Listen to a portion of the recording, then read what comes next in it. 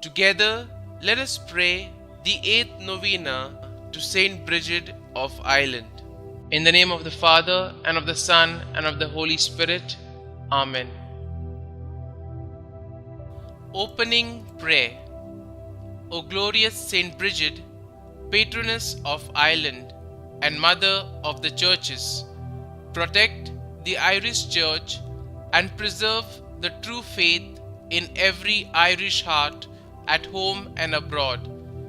Obtain for us the grace to walk faithfully in the path of Christian perfection during life, and so to secure a holy and happy death with life everlasting in thy company through Jesus Christ our Lord. Amen. Kindly mention your request here.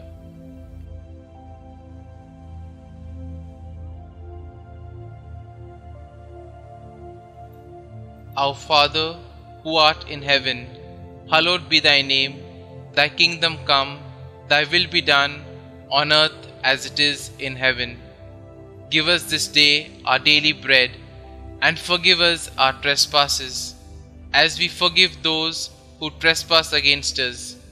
And lead us not into temptation, but deliver us from evil. Amen. Hail Mary, full of grace, the Lord is with you. Blessed are you amongst women, and blessed is the fruit of your womb, Jesus. Holy Mary, Mother of God, pray for us sinners, now and at the hour of our death. Amen. The 8th day. Dear Lord, we thank you for giving us St. Brigid as an example of holiness. Help us to imitate the devotion to you she showed in choosing to devote her life to you as a nun. St. Brigid, you refused the marriage your father had arranged for you because you longed to serve God more wholeheartedly. You took a vow of chastity and entered the monastery to devote your life to Christ as his bride. Please continue to bring my petitions before your heavenly spouse. As a nun, you worked to help organize religious life for women in Ireland.